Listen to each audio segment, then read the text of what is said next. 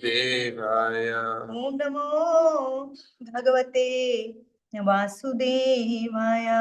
Om Namo Bhagavate Vasudevaya. Narayan Namaskritya Naram Chaiva Narottamam Devim Saraswatim Vyasam Tato Jayam Mudire Nashtaprayeshu Abhadreshu Nityam Bhagavata Sevaya Bhagavati Uttama Shloke Bhaktir Bhavati Nashtaki.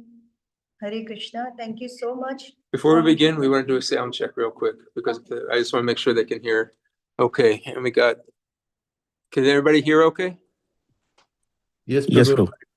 Prabhu. Okay. Yeah, we're good. Okay. Thank you so much for this wonderful opportunity of glorifying Srimad Bhagavatam this morning. So we are reading from Canto 3rd, chapter 20, conversation between Maitreya and Vidura. And we are going to cover text 2 and text 3 today. So chapter 20, text verse 2 and 3. Shata Mahabhagavataha Shata Mahabhagavata Krishnasya Sruhirta Krishna Shaikantika Shurita Yasya Tajyagrajam Krishne Yaskatyajrajajam Krishne Saptyam Aghavan Iti Tapatyam Agavan Iti Shata Mahabhagavataha Shata Mahabhagavata Krishnasya Sruhir Krishna Shaikantika Shurita Yastajagrajyam Krishne Yaskatyajrajajam Krishne Saptayam Aghavan Iti Tapatyam Agavan Iti Shata Mahabhagavataha Shata Mahabhagavata Krishnasya Sruhe Krishna Kantika Sure Yastajagrajyam Krishne Yaskayajramajam Krishne Saptayam Aghavan Iti Taptayam Agavan Iti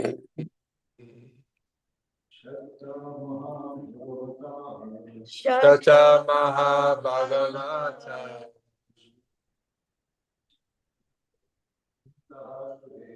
Krishna Krishna Sure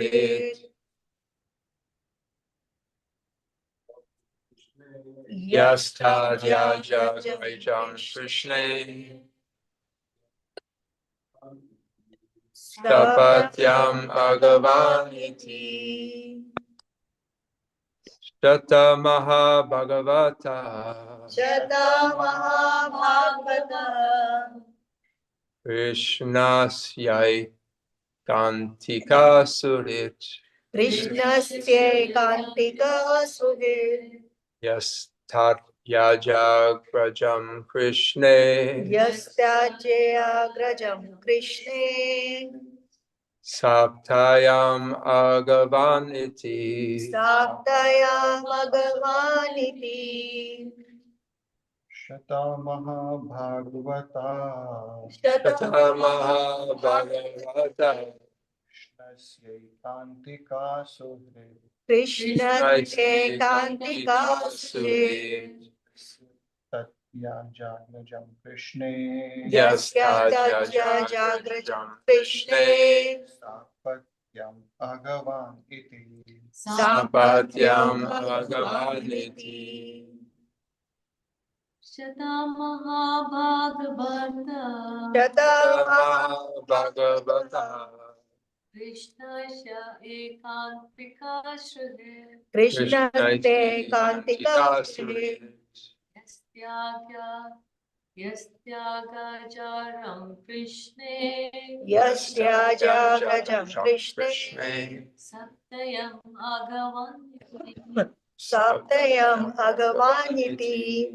Thank you so much. Synonyms: Shata, Vidura, Mahabhagavata, a great devotee of the Lord, Krishnasya, of Lord Krishna, Ekantikaha, unalloyed devotee, Suhrit, intimate friend, Yaha, he, who, Tat Yaja, abandoned, Agrajam, his elder brother, King Dhritarashtra, Krishna, toward Krishna, Sa Apatyam, along with his 100 sons, Aghavan, offender, Iti, thus.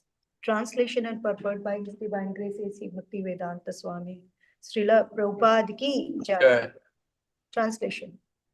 Shaunak Rishi inquired about Vidura, who was a great devotee and friend of Lord Krishna, and who gave up the company of his elder brother because the latter, along with his sons, played tricks against the desires of the Lord. Purport. The incident referred to here is that Vidura left the protection of his elder brother Dhritarashtra, went traveling everywhere to sacred places, and met Maitreya at Haridwar. Shaunak Rishi here inquires about the topics of the conversation between Maitreya Rishi and Vidura. Vidura's qualification was that he was not only a friend of the Lord but also a great devotee. When Krishna tried to stop the war and mitigate the misunderstanding between the cousin brothers, they refused to accept his counsel. Therefore, Shata or Vidura was unsatisfied with them and he left the palace. As a devotee, Vidura showed by example that anywhere that Krishna is not honored is a place unfit for human habitation. A devotee may be tolerant regarding his own interest, but he should not be tolerant when there is misbehavior towards the Lord or the Lord's devotee. Here, the word Aghavan is very significant, for it indicates that the Kauravas, Dhritarashtra's sons, lost the war because of being sinful in disobeying the instructions of Krishna. So we are covering text 3 today, and I'm going to read it right now, and then we are going to discuss both the text. द्वैपयानात् अनावरो महित्वे तस्य देहजा सर्वात्मनाश्रिता कृष्णं तत्परमश्चापि अनुव्रतः. Translation. Vidura was born from the body of Vedavyas and was not less than he. Thus he accepted the lotus feet of Krishna wholeheartedly and was attached to his devotees. Purport. The history of Vidura is that he was born of a Sudra mother, but his seminal father was Vyasadeva. Thus he was not less than Vyasadeva in any respect. Since he was born of a great father who was supposed to be an incarnation of Narayana and who composed all Vedic literature, Vidura was also a great personality. He accepted Krishna as his worshipable Lord and followed his instructions wholeheartedly. ॐ अज्ञानतिमिरन्धस्य ज्ञानञ्जनशलाकया चक्षुरुन्मिलितं येन तस्मै श्रीगुरुवे नमः. श्रीचैतन्यमनोभीष्टं स्थापितं येन भूतले स्वयं रूपः कदा मह्यं ददाति स्वपदान्तिकं. नमां विष्णुपादाय कृष्णप्रेष्ठाय भूतले श्रीमते भक्तिवेदान्त स्वामिन् इति नामिने. नमस्ते सरस्वते देवे गौरवाणी प्रचारिणे निर्विशेष शून्यवादी पाश्चात्य देशतारिणे. जय श्री कृष्ण चैतन्य प्रभु नित्यानंद श्री अद्वैता गदाधरा श्रीवासादि गौर भक्त वृंद. हरे कृष्णा कृष्णा कृष्णा हरे हरे, हरे रामा राम राम हरे हरे. वाञ्छाकल्पतरुभ्यश्च कृपा सिन्धुभ एव च पतितानां पावनेभ्यो वैष्णवेभ्यो नमो नमः. श्रील प्रभुपाद की जय. श्रीमद् भागवत महापुराण की जय. So we are reading from Canto 3rd, and the Srimad Bhagavatam, as we know, presents a subtle signs of the character, identity, relationship of living entity with the Supreme Lord. So this Srimad Bhagavatam is a very, very special literature because it's an essence of all the scriptures which has been compiled by Vedavyas Muni. And we all know that. And that's why the Srimad Bhagavatam is included in our morning process every day. So this Srimad Bhagavatam is following a sequence, right? And what is the sequence? And many times we find ourselves to be lost in this sequence. And when, in every chapter, we can see that either Sutta Goswami is asking for Shaunaka Rishi, and then suddenly Maitreya Muni and Vidura appeared, and then they disappear, and suddenly Parikshit Maharaj and Shuka Goswami appeared. So it's so confusing. So very important to understand from where the Bhagavatam is starting, especially the Bhagavatam of this current day of Brahmaji, and all the events are recorded in this Bhagavatam, which has been given to us by Vedavyas Muni, who is an incarnation of Lord Narayan. So Sutta Goswami started asking why I'm giving the sequence. I'm giving the sequence because it is connected with what's going on today. So Sutta Goswami, so chapter 1, canto 1, famous 6 questions. Who is asking from whom? So Shaunak Rishi, who is representing the thousands of sages at the forest of Naimisharanya, asking from Sutta Goswami. Now this Sutta Goswami is the son of Rom Harshana Sutta, who was also reciting or who was also the chief of all the leaders. So after his demise, we know how Lord Balrama just killed him. And then Sutta was nominated as the next speaker. So these thousands of rishis nominated one Shaunaka Rishi to ask questions on behalf of all of them. So Shaunak Rishi asked 6 questions. And Sutta Goswami replied for those 6 questions in the first 3 chapters. And also, in order to set the background of Srimad Bhagavatam, various incidents have been narrated in Canto first. That how Bhagwan Shri Krishna, he was at the end of battle of Kurukshetra. Bhagwan Krishna wanted to come back, and then there were prayers of Kunti Maharani, prayers of Dhritarashtra, and so many events which lead us to the birth of Parikshit Maharaj. And then Parikshit Maharaj, how Parikshit Maharaj got cursed, and Parikshit Maharaj had the audience of Shuka Goswami. Now, Sutta Goswami is narrating everything to Shaunakadik Rishis. And he wanted to give the reference of that talk which he heard himself in the assembly of Parikshit Maharaj and Shuka Goswami. So starting from Canto 2nd, now we can see that at the end of Canto 1st, Parikshit Maharaj and Shuka Goswami, Parikshit Maharaj asking question from Shuka Goswami, and Canto 2nd start with the answers by Shuka Goswami. So originally, Sutta Goswami is the one who is narrating to Shaunakadik Rishi, but he is referring to that conversation. And in between of that, we can see during the conversation, Shuka Goswami also narrated the reference of Brahma and Narada in 2nd canto. And at the end of 2nd canto, now again, Shaunakadik Rishis, or Shaunaka Rishi, he asked Sutta Goswami that I heard that there was a momentous meeting between Vidura and Maitreya. What were the topics they discussed? And why he asked that? Because they know that Vidura, he was not a very small personality. He was termed as Mahatma Vidur in Mahabharata.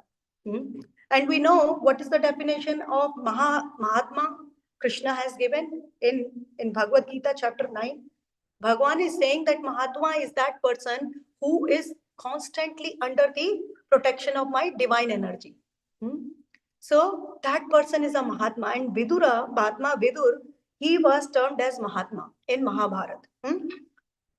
So this Vidura, he was a very exalted personality. And Shaunaka Rishis, they wanted to hear. They want to hear the conversation between Vidura and Maitreya. And Sutta Goswami referred again the conversation of Parikshit Maharaj and Shukdev. Because Parikshit Maharaj also asked about the conversation between Vidura and Maitreya.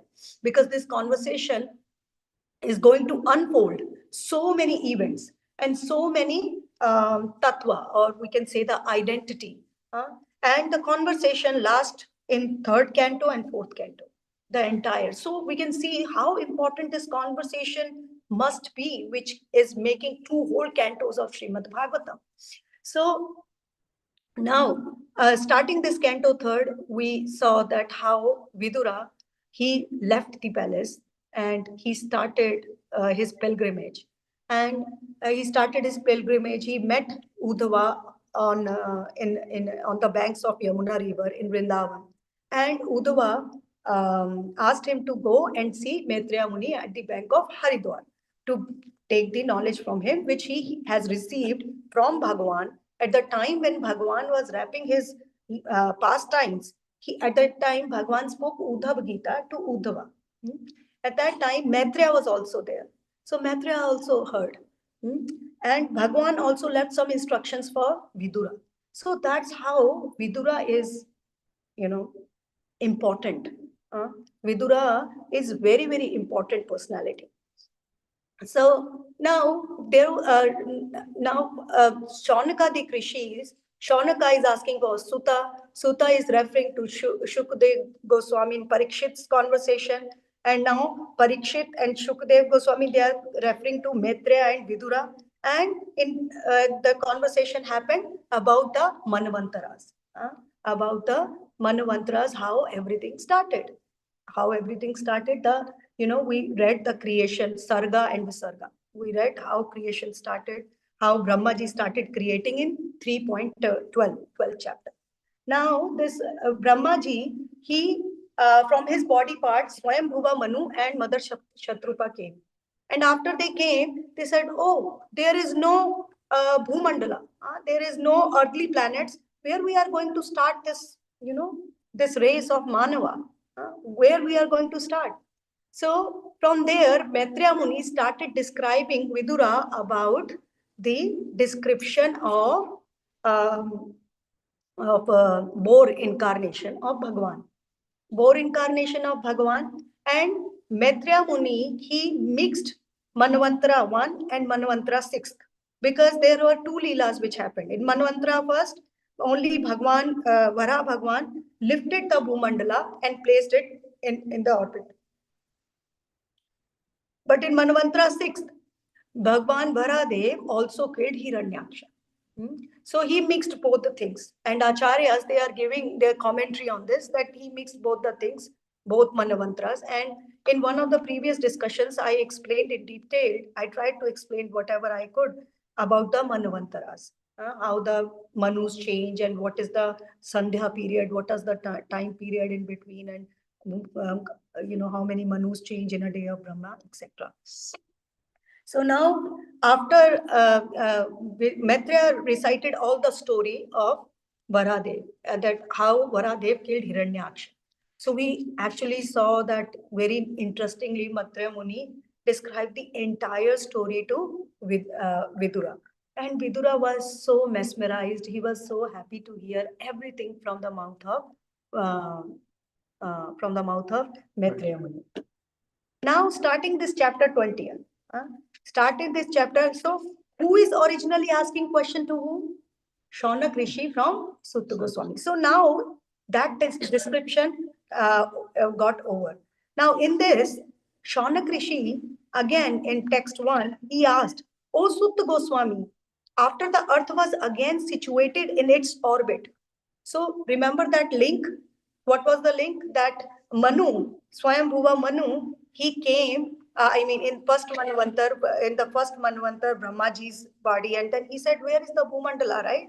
So that was there the story got broke. Why this story, it remained, unfinished. Why? Because the description of Bhara Bhagwan came in between. Now, again, the link is here. So Shaunaka Rishi asked, so Shaunaka inquired, O Sutta Goswami, after the earth was again situated in its orbit, what did Swayambhuva Manu do to show the path of liberation to persons who were to take birth later on? So that's what he asked. That what happened to those people? Swayambhuva Manu, how he started the path of liberation. So as we know that there are dharma shastras, right? So dharma shastra, who is the compiler or who is the writer of dharma shastra? Swayambhuva Manu. Swayambhuva Manu, who the first Manu, he is the compiler, or we can say the writer of this Manu Samhita, which describe the rules and regulation laws for the Manavas. Huh? Now he is asking that what kind of rules and regulations he wrote in his Samhita, in this Manu Samhita. So in every Manvantara, in every yuga, we have four yugas. So in each yuga there is different dharma shastras. There is a verse. I'm just let me see. Yeah, there is a verse. Krite tu manava dharma, tretayam gautama smrita, dwapare shank likhatu, kalau parashara smriti. So in the age of Kali Yuga, so in the age of Kali Yuga, there is Parashara Smriti. Parashara Smriti means that, original Manu Samhita has been given to us by whom? By Swayambhuva Manu. He is the one who writes. But Acharyas, they come and they simplify the rules and regulation depending on the age in which we are. So in the Krita Yuga, Krita is Sati Yuga. What is the law book? Manu Samhita, which is given by the original Manu. But in Treta Yuga, what Samhita we use? Gautam Rishi's Samhita. Why? Because he simplified it according to the Treta Yuga. And Dwapar Yuga, it is Shankha Likhatu. There is a sage Shankha, he simplified it. But for Kali Yuga, who wrote? Parashara Smriti. Who is Parashara? Anybody know Parashara? Who is Parashara? Srila Vyasadev's father. Yes, Srila Vyasadev's father. So he is the one who wrote or who simplified the laws of Manu Samhita for the age of Kali Yuga. So this is basically Parashar Smriti Samhita, which we are supposed to follow in Kali Yuga. So this Chaunaka Rishi, now where these people are sitting, in which yuga, and what they are asking, in which yuga they are sitting, Shukra Goswami and Sutta Goswami, at the start of Kali Yuga. This conversation at the start of Kali Yuga. So they are asking what this Swayambhuva Manu has written or given to the everybody for the Manavas, for the path of liberation, so that they can get liberated. So all these rules, regulations, varna, ashramas, and all these systems has been given to us not to bind a human being, but so that gradually and eventually this living entity can get itself free from the clutches of material universe. And these rules and regulations I explained has been given by original, the source is of course the Manu, but the Acharyas simplify the rules depending on the age. Now, second, this verse, which is today's verse. Now, Shaunaka Rishi inquired about Vidura. See, there is a disconnect. What is the disconnect?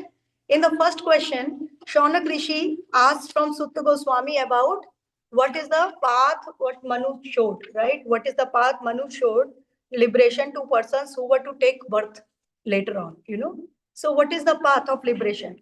And now in second question, in this second verse, now that, we have different speakers. So speaker A will speak on verse 1, speaker B will speak on verse 2. So it seems okay. But when we do and when we sit and read, then it doesn't make any sense. Why? Because second question is like Shaunaka Rishi is jumping from one thing to another. So he is asking, Shaunaka Rishi inquired from Vidura about Vidura. Now he's inquiring about Vidura, who was a great devotee and friend of Lord Krishna and who gave up the company of his elder brother. Huh? So now he started inquiring about Vidura. Why? Huh? So Shaunak Rishi, he thought that already the conversation between Maitreya and Vidura is going on. And because of the conversation between Maitreya and Vidura, I'm getting to know so many things, so many identities. I'm getting to understand. I got to understand about creation, sub-creation. Now, why I'm specifically asking about the path which Manu has given? Because it's, it's going to come eventually. And we can see that from chapter number 21 onwards, the answer will be given in conversation between Maitreya and Vidura. So Shaunaka Rishi, he rectified himself immediately. He asked again, no, I want to ask you about the Vidura, who was a great devotee and friend of Lord Krishna. Now, he started glorifying Vidura. So he is a friend and a devotee of Lord Krishna. So Vidura, he has lot of he has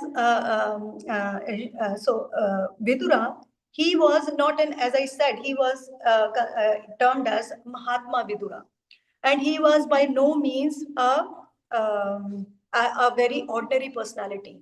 As this translation is saying, that Vidura, he was the friend as well as the great devotee of Lord Krishna. So if we see that Vidura is the one who was always on dharma, on the path of righteousness. So no matter what, and he was very courageous also. He was never being so fearful in order to speak in front of the King Dhritarashtra or his sons. That is the minister, or that's the kind of person, or that's the kind of devotee we all need in our systems, who know, whenever there is something wrong, how we can speak up fearlessly and and with respectfulness to the authorities. So Vidura was such a fearless minister or counselor of Dhritarashtra. And Vidura has imparted so many instructions to Dhritarashtra. It's called Vidur Niti. In Mahabharata, it's called Vidur Niti, where Vidura explained so many, or Vidura is imparting so many instructions to Dhritarashtra. Even when Duryodhana, he took birth. So Vidura said that this Duryodhana, this your elder son, is the personification of Kali Yuga. So better to discard him. But Dhritarashtra never listened to Vidura. So Vidura, he was such a great personality. And when Bhagwan Krishna, Srila Prabhupada in the purport is referring that when Bhagwan Krishna, he came in the palace of Dhritarashtra asking five Jai Shri Shri Radha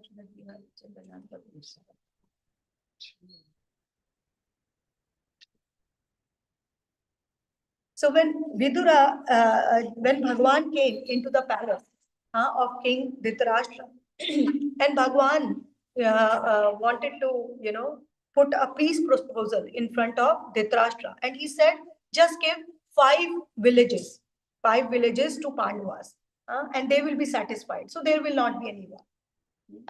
Then at that time, Duryodhana, he said, who said that a kingdom can get divided? So, in fact, according to Dharma Shastra, a kingdom can never get divided. It's not like a paper that you just rip it off and give 1/4 to you and 1/4 to you. Kingdom never gets divided. So there, Duryodhana said, according to the Dharma Shastra, kingdom can never get divided, right? And and because my father Dhritarashtra, he is the king. So accordingly, I am the heir. I am the person who should be getting the kingdom. And at that time, when you divide the kingdom, at one point of time, the kingdom got divided, and one of the portions of the kingdom called Khandavasta was given to Pandavas. So he said, at that time I was very small, so I did not have any information about Dharma Shastra. But now I know you cannot divide any kingdom. What to talk about 5 villages? I'm not going to even give a space which can cover the needle. So is Duryodhana correct according to Dharma Shastra? Yes or no? Yes, he's correct. A kingdom can never be divided. But if we go more deeper, then we can see that a blind person can never become a king. And Dhritarashtra, well, he was never a king. He was just a doorkeeper, just a protector in the absence of his younger brother Pandu. Actually, the kingdom belonged to Pandu, but some incidents happened, and this Pandu, he had to go to forest, and there, there is a whole other story that how he just, left his body, and this everything happened. So Duryodhana said, how can you divide the kingdom like that? But Bhagwan knows that Dhritarashtra was never a king. He was a blind person. So according to Dharma Shastra, a blind person can never be given a kingdom. So when Vidura, and then Duryodhana and Dushashana, Karna, they all wanted to bind Krishna, imprison Krishna at that point of time. So Vidura, he got really, really upset. And he said, how come you, and Bhagwan at that point of time, he showed his partial manifestation. He showed his partial Vishwarupa. And Dhritarashtra also kind of saw it. So, and Vidura got really upset. He said, and as I said, he was always a fearless, courageous person or a devotee or a minister or a counselor who always gave very accurate advices to Dhritarashtra. He said, how come you can, you can try to imprison Bhagwan, the Supreme Personality of Godhead? How can you do that? And when Duryodhana heard this, then Duryodhana started insulting Vidura. He said, who asked this son of a kept mistress to speak to us like that, who are giving him his daily bread? So when Vidura heard this, so Vidura, he got really, so Vidura, he left everything right there and he went on the pilgrimage. So at that point of time here, and that very incident has been described in this verse. And Srila Prabhupada in the purport is making a very, very important point that a devotee may be tolerant regarding his own interest, but he should not be tolerant where there is misbehavior towards the Lord or the Lord's devotee. So as a siksha or as a moral from this purport, we can all understand that tolerance, what is this tolerance, right? Bhagwan in Bhagavad Gita is speaking in 2nd chapter. What is that famous words of tolerance? Matra sparshastu kaunteya, shitoshna shukadukadha, agama paino nitya sam titikshvaha bharata. Titikshvaha. Or Kapil Muni is also speaking in 3rd canto. Titikshvaha sadhu bhushana. That this is the ornament of sadhus. Tolerance, being tolerant. But what is tolerance? By the by the word tolerance, Bhagwan means that you get suffocated all the time. That's what, because we can see Bhagwan is speaking these words on the battlefield of Kurukshetra. And Bhagwan never said to Arjuna, tolerate.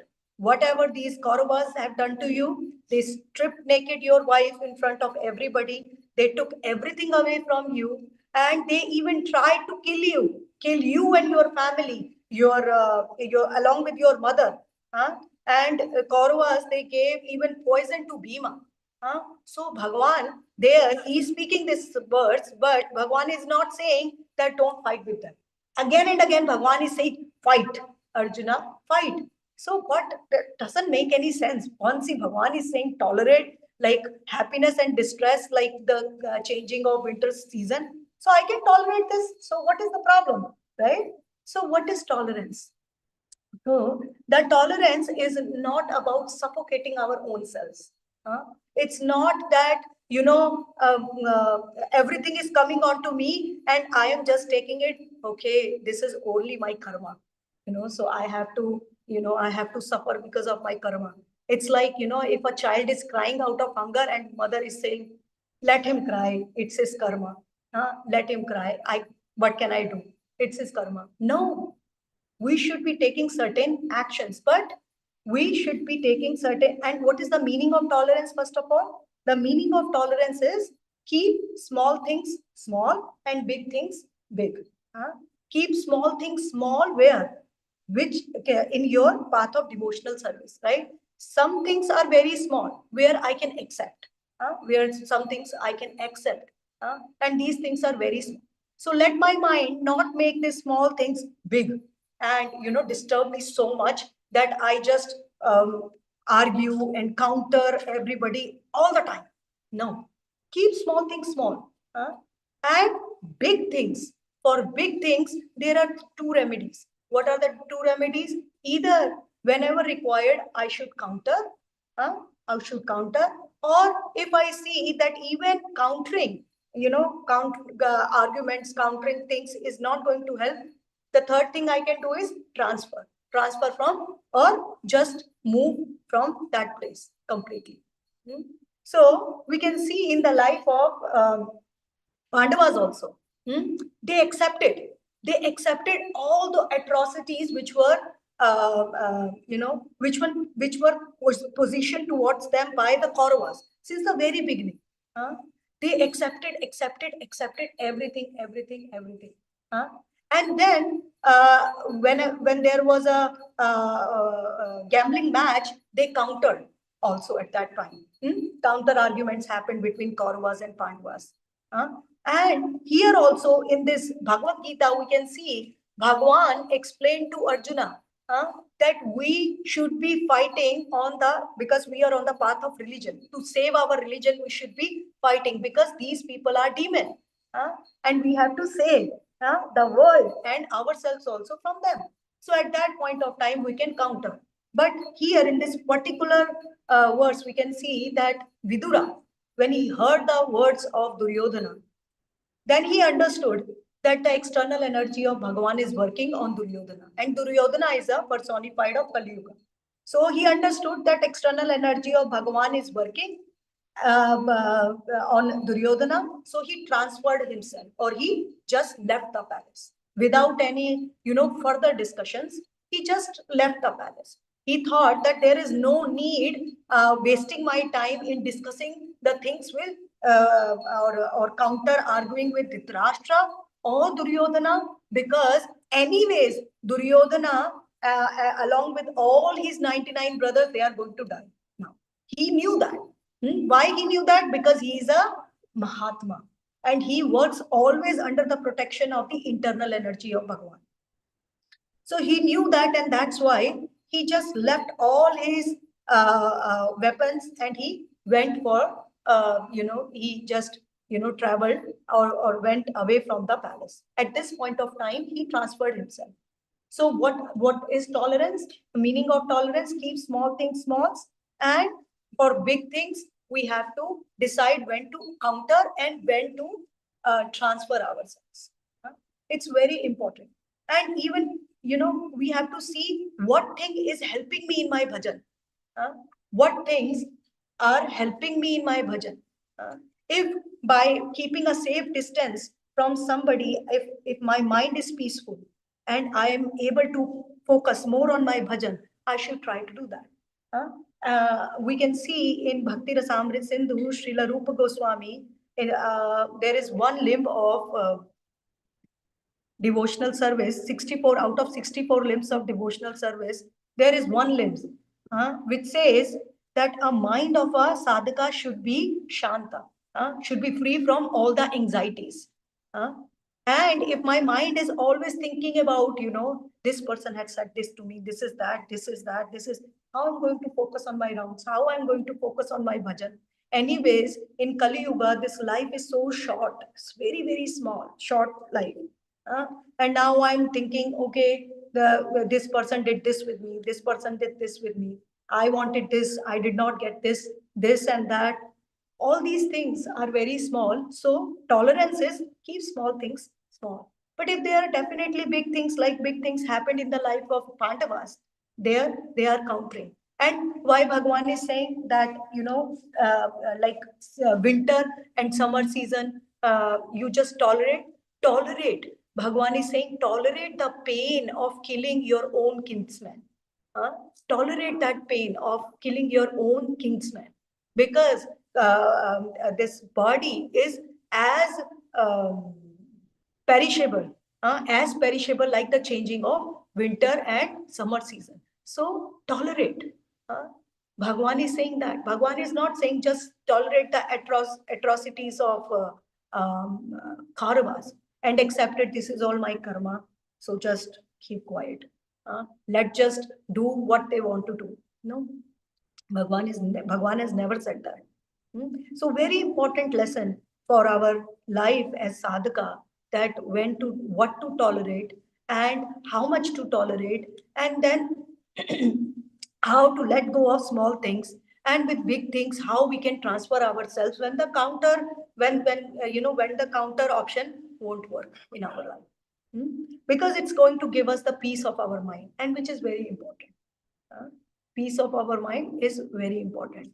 When I remember when I was, inclined to this path, and trying to stopping onion and garlic and all these things. So my relatives, wherever I go, I was the always the target person, or everybody, just shoot arrows on me. Okay, now, oh, you are a priest, you are this and that, sarcastically.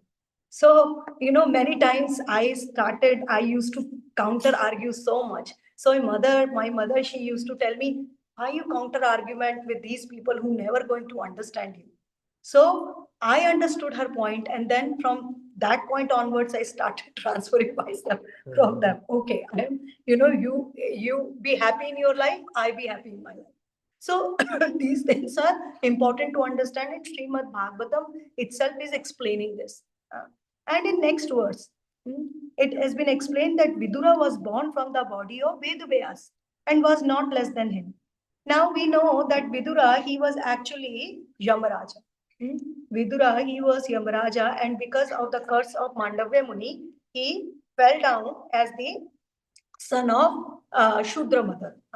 So Vidura was born from the body of Vedavyas Muni. Now we can see that Vichitravirya, who was the son of Satyavati and Shantanu. This Vichitravirya, he got he died because of tuberculosis at a very early age. So his wives Ambika and Ambalika, they got widows without any progeny at that point of time. So Satyavati, she was very worried. Why she was worried? Because there was Bhishma and Vichitravirya, and there was one other son of Satyavati too, who also died before. So this Vichitravirya and Vichitravirya also died, and Bhishma, he had the vow of complete celibacy throughout the life. So Satyavati, she got was very worried, and she said, Bhishma, I'm telling you, you need to get married, because we need a heir for our destiny. A kingdom cannot function without a king. So you have to take up the responsibility. You become the king, or you just get married. And Bhishma said, mother, what you are talking? I'm Bhishma. Why his name? What was his original name? Devadatta. But no, not Devavrata. But his name, he got his name Bhishma because of this vow of celibacy. That I am not never going to get married, and I'm not never going to accept the throne of Hastinapur. He said, Mother, do you know what you are talking? She said, I know, but this is apat dharma. What is apat dharma? A dharma in emergency. So you have to accept it. And he said, try to find any other option which is relevant according to the scriptures, but I'm not going to do that. Then Satyavati thought, what can be done to produce a a king for this kingdom. Because Shantanu, Maharaj Shantanu is not there, Vichitravirya is not there, Bhishma is not ready to, and Ambika and Amalika, they were both without kids. So now she thought, oh, I have a son, Vedavyas Muni. And according to Dharam Shastra, now this is relevant not in Kali Yuga, to beget a child in the womb of your brother's wife. This is not relevant in the Kali Yuga.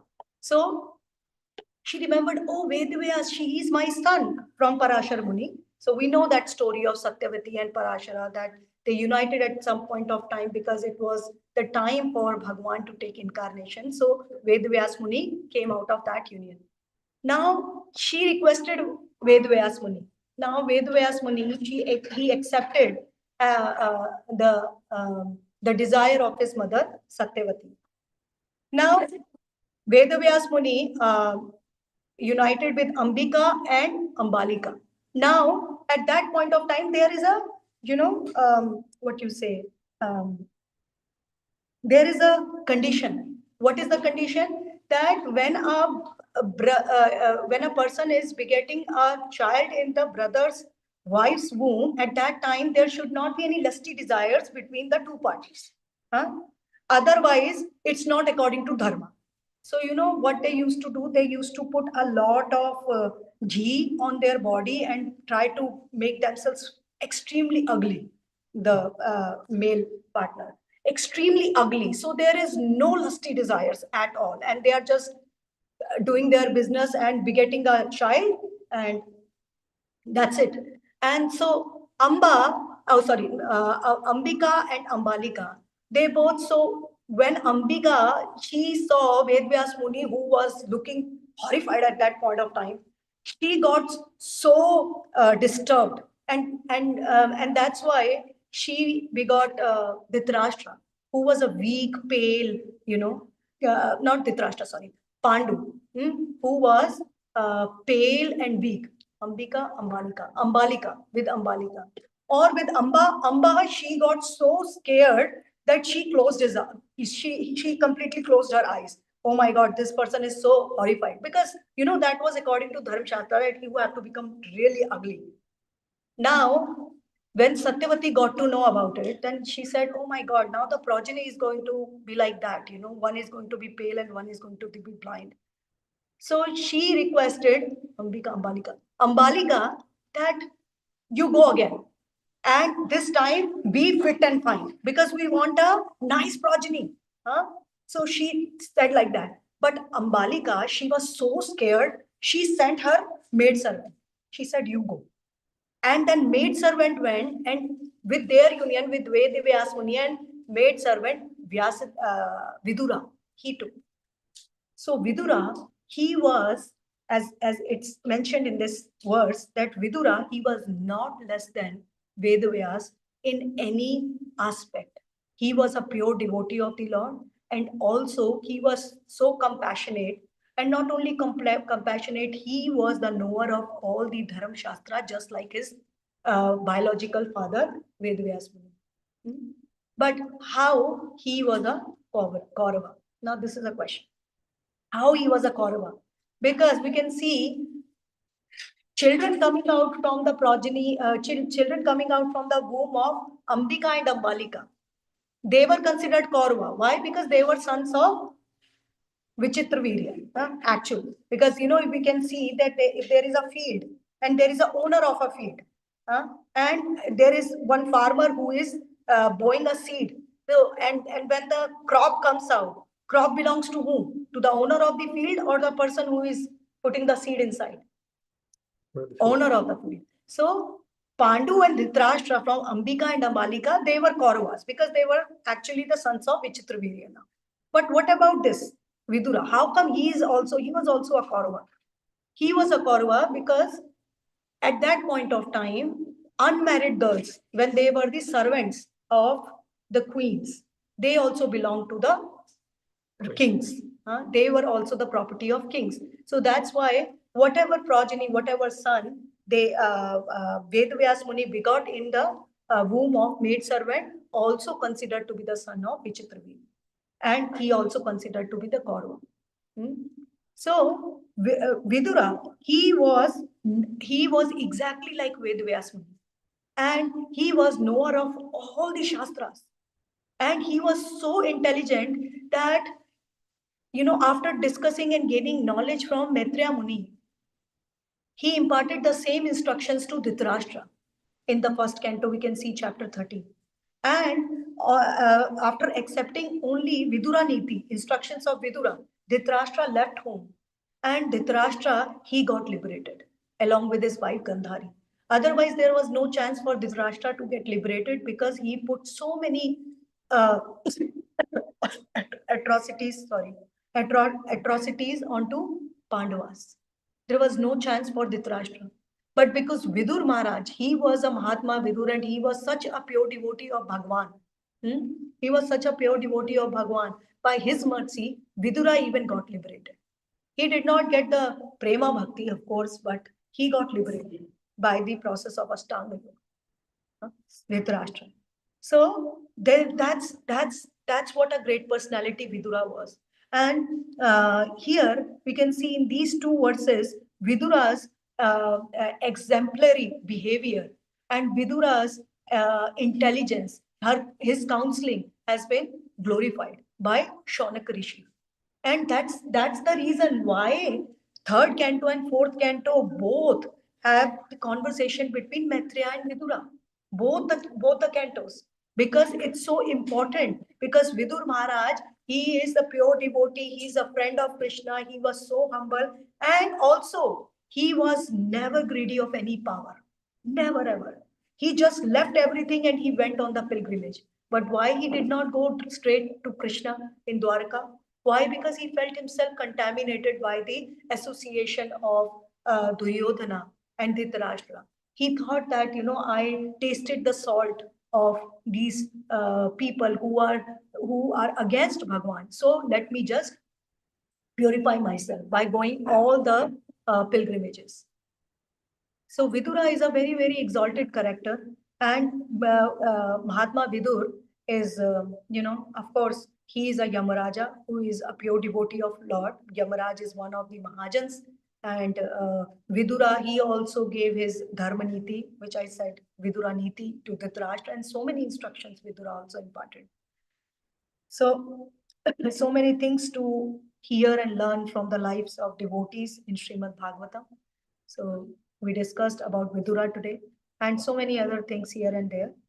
Thank you so much again for giving this wonderful opportunity for speaking such nice qualities of Sri Vidur Maharaj this morning. Hare Krishna. By speaking about these glorified devotees, our heart gets purified by hearing and speaking. Thank you so much. Hare Krishna. Any questions? Anything? Just thank you for the comments. Your ability to recall past times ago, that's inspiring. I hope to just understand a fraction of what you did. But my question is in response to tolerance. You talked about how important tolerance is. And I was just thinking about how different things bother differently, something that might be small for me might be really big for someone else or vice versa. And I was just thinking in terms of when you're in a leadership role where you feel some sort of responsibility for people who are underneath you, whether it's a parent or teacher or leader in a company or whatever it may be, you feel like there are certain things that the people underneath you should be doing. But again, sometimes they don't, or sometimes, like even the example you gave, like, I forget the name, I apologize, but the mother was saying, you gotta get married. He was like, I'm not doing it, So how do you kind of tolerate when you think something, it might be unacceptable or, really, wrong in your opinion, but that other person, it's meeting a need or they're doing what's true to their heart. Yeah. Yeah. Thank you so much for your wonderful question. And my apologies of, what you was not able to understand in the class. So, but the thing, yeah, tolerance is definitely a mind game, first of all. And the tolerance, it comes by practice. And as you mentioned, you specifically give the example of being leadership role or being a parent, or where you have to guide or coach other people. So the problem comes when, yes, guidance and coaching is very important, but the problem comes when we try to think that I have the ownership of other person. Just like, I'm a mother, and as a mother, my role is to guide my kids or my children. After repetitive guidance and giving so many example of my own or example of other exalted people around me, I can teach them like that, or I can encourage them. But the problem comes when I think they are my kids. So they have to breathe when I want them to breathe. They have to just choke when I want them to choke. The problem comes when I create an ownership on any person. Even if I am on a leadership role, my position, a leader, Prabhupada always gives the example that a leader is a one who make others leaders, other people leader, right? As a leader, if I am a leader, my responsibility is to inspire you to grow and become a leader. That's my responsibility. But and for that, I'm giving you my guidance, I'm inspiring you, and if you are even not then following, I'm trying to present my example in front of you. But the problem is going to start when I think, oh, I have said this, so what's your name, bro? Mac. So I am doing this, so Mac has to accept it because I am his leader, So that's the problem when these things come into picture, and then when the ownership and a leadership, or a leader is a person who set behind his own self-interest in order to nurture others. That's just the leader, a leader is. A leader is not the ring, or a person who is very superior in the entire community. A leader is a person who is a servant and who wants to serve and who wants to nurture and nourish the better or the qualities in you.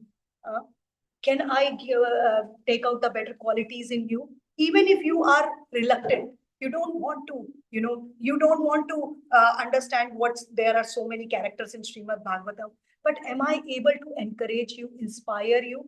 Huh? Am I? If I am, then I can bring out that leader from you so that you can make other leaders, other people leaders too. So similarly, for a parent, a parent is for parenting, because I myself is doing parenting and I know how hard it is.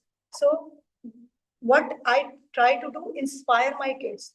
And at the end of the day, I know that I don't have any ownership on them. Ownership means I cannot just dictate when to sit, when to, get up, right? All these things.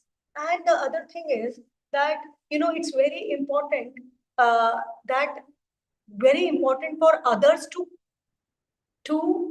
put up their own opinions. Just like you said, one thing which is very small for me may be big for you. So very important that I encourage you to give me your own opinions so that I can hear what is there in your heart. Your opinion might be aligned in my according to my thoughts, or maybe against my thoughts. But do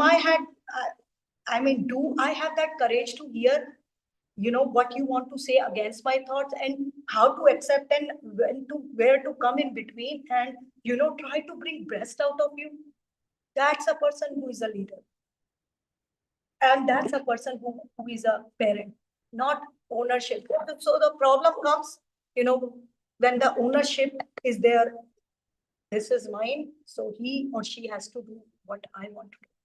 That's when the problem comes, and that's when we start losing our Vaishnava characteristics, and we start bringing our that person.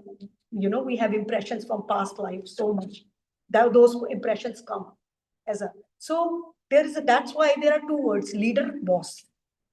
Boss is that person, okay. Leader is that person who serves, who nurture, who brings the best from you, and who has the capability to hear from them where you are coming from and what are your points. I hope I try to. Okay. Thank you so much, Matt, for asking questions. Okay, Hare Krishna. Any questions or comments? Yes. We have? Hi, Krishna. Any devotees online have any questions? Right. I took from this class that Vidura, when he had some questions and when they were saying that he is not capable, he is Sudra's son, like that, he just left that place for pilgrimage. That's the best place he went. He didn't argue. So that's what I think we all should learn. No argument will come any conclusion. So just walk out from that place, that's all. That doesn't mean that we agree with that. That doesn't mean we listen to or surrendering or anything. Just walk out that place. That's a very good thing Vidura showed to us. That's all I got.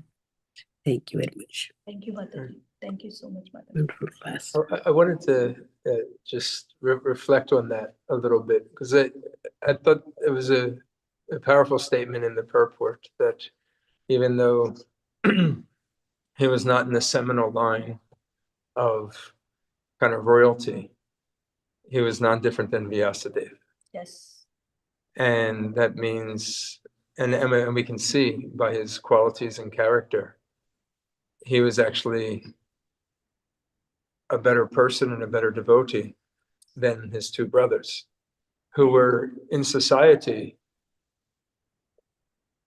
evaluated and considered to be much greater. He was considered to be a Sudra, looked down upon, Yes. but his qualities, and he was a pure devotee of the Lord. So, and you were mentioning the Dharma Shastras earlier, and there's a big question now about the relevancy of the Dharma Shastras.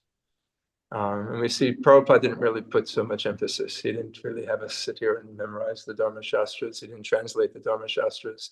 His lectures, maybe he refers to it here and there. In Every once in a purpose, while. Prabhupada has mentioned. Sometimes, but it's not like an emphasis. You know, it's he refers, but it's not like everybody has to come together and really, the Sankirtan movement is what he was, focusing on.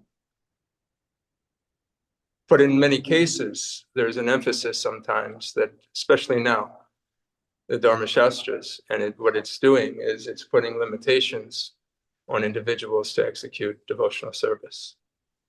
And what we can see here is that this example of Vidura shows how you can actually transcend that platform. He was not actually considered to be a Sudra by devotees. He was actually considered to be a pure devotee. But by society, who was following the Dharma Shastras, he was considered to be, Sudra and less than. No, but the caste is coming from the father. And that's what I mentioned. He was not, Duryodhan is the one who said, who is the son of kept mistress.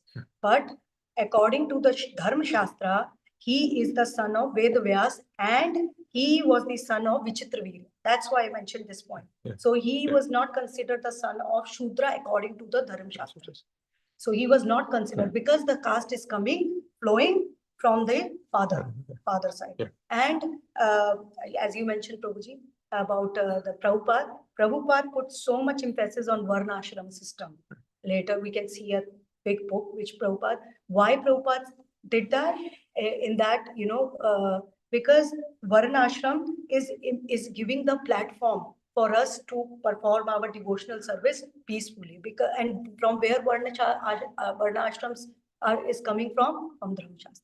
Yeah. It's coming from there. And it's giving us a platform so that we can perform our devotional service very, very peacefully. Of course, pure devotional service is above than all these things. Varnashram system. You don't even have to follow this Varnashram system in order to become the pure devotee.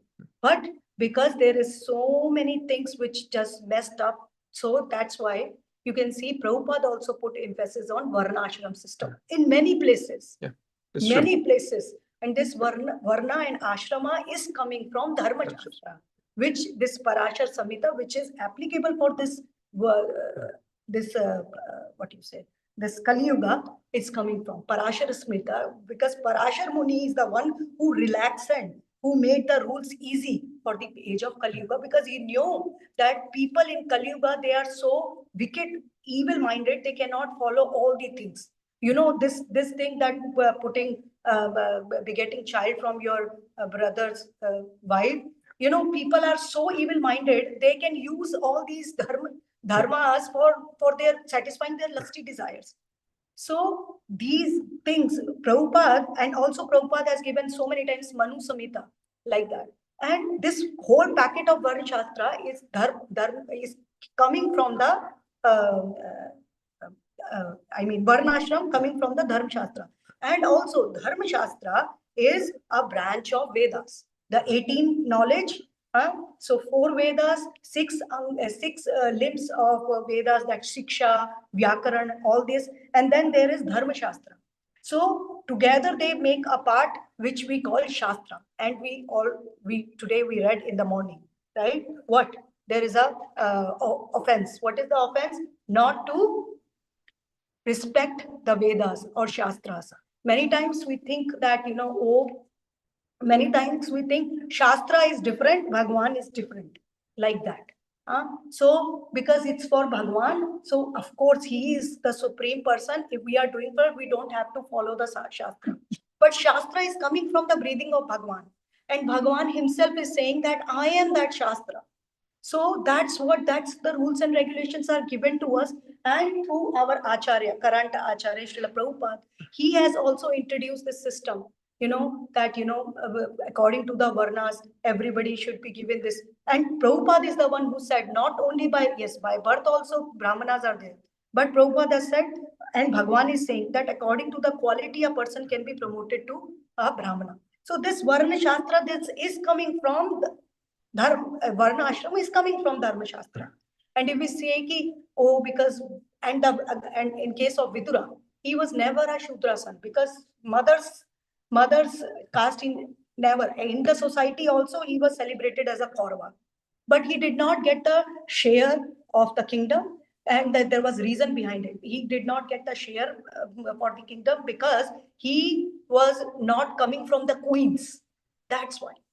But he was never a Shudra. By his seminal birth also, he is from Vedvyas, and by, by the owner, he is the son of Vichitravi or a Kaurava. That's a good point. He was never a yeah, that's actually a good point.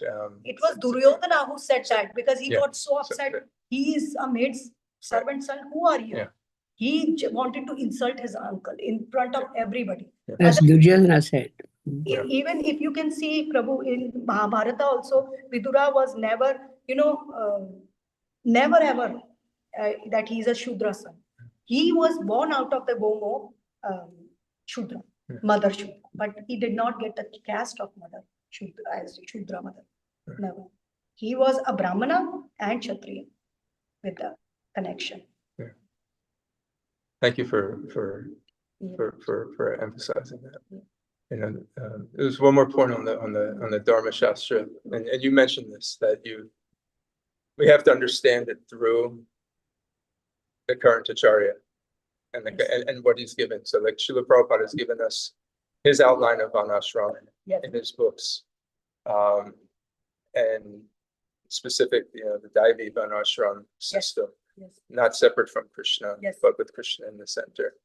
And so along with that, because there's a lot of confusion around Varnashram. Some people think they're doing it, some people think it's irrelevant, some people, but yes, and it is coming from ultimately that Dharma Shastra. It's the prominence that it's put. Yes. And I think that's where you need to see it through the lens of how Srila Prabhupada is presenting it. Not that you didn't present it any differently, it's just something that is coming up a lot today, is this idea of you have to follow the Dharma Shastra. People are saying, what is this Dharma Shastra? What is that? I'm reading Srimad Bhagavatam, saying nothing Dharma Shastra. So sometimes it's getting a little bit ahead of ourselves, that we're trying to go beyond and try to attach ourselves to maybe a system that is not necessarily being emphasized so much. We're trying to interpret a system that maybe that is a little bit beyond. Anyway, it's a different conversation, but So, I only really brought it up because it can become confusing when people think of it this way. the point is that Srila Prabhupada, in his books, he has given the essence from all the, Vedic literature, whatever purports Srila Prabhupada is giving, it's the exact or Prabhupada is adding his own realizations also. So he is giving exactly, the commentaries from everybody, even from Shastras. So that's why Srila Prabhupada has said, I'm giving everything in my books because he is giving everything. Maybe many times he is mentioning it, that this is from there, and many times he may not be mentioning it. But Srila Prabhupada is taking things from everywhere and presenting it the same. I remember once in a class I was hearing, and the speaker, he mentioned this point. He said, somebody asked Srila Prabhupada that, Prabhupada, you are giving Bhagavad Gita as it is. And I read in your purport, so you are giving your own realizations too. So you are giving your own message like that. Then, what Prabhupada said, this I heard in a class. I never did any research over it. So Srila Prabhupada said, no, the message is the same. The message of the parampara is the same. I am giving the same messages. I am giving the same message, the same information is giving. But, of course, I am giving it in a different way. But the message is the same. Prabhupada said, I'm not adding or deleting anything. So Prabhupada is giving, maybe he's not mentioning here and there, but Srila Prabhupada is giving us everything. This Srimad, by mentioning these references in the class, that this is Parashar Samhita, it is to educate the audience as well as to educate ourselves, but not that you go and read Dharma Shastra. You understand what I am saying? That yes, of course, ultimately, Srimad Bhagavatam, Srimad Bhagavad Gita, and all the books which Srila Prabhupada has given to us, that's the final verdict, or that's the final authority. And we don't have to do any other research, more research. But Srila Prabhupada himself, he is saying in Canto 1, Chapter 1, verse number 1, that if you want to learn more or you are a serious student, so you can read the commentaries of other great acharyas too, who are also, they are in our line. They are not different from Srila Prabhupada. Sure. So, so I hear what you are saying, Prabhuji, because I hear so many things like that going around. Yeah. So the point is that when we are not complimenting one acharya with Srila Prabhupada, and we are thinking that this acharya is different and Prabhupada ji is different, then we are committing an offense there. If we are thinking, oh, Jiva Goswami is different from Srila Prabhupada, so we should not be reading Jiva Goswami because Prabhupada is different. No, they are the same. The same knowledge is flowing. Prabhupada is, in Hindi we call Purak. Purak, what we say Purak in English, complementary, right? Purak means it means that, it's the same reflection of your, it's the same what you are looking yourself in, the same person is standing. So it's Prabhupada is the same as our Acharya. Of course, it's I think the Prabhupada has given us in such a crisp and easy way to understand. It's the ultimate. I mean, I myself read. I don't disagree with you. Yeah. I agree. That's why the source mentioned is Dharma Shastra, because it is coming from Dharma Shastra, so that we all should know from where the Varnashram is coming.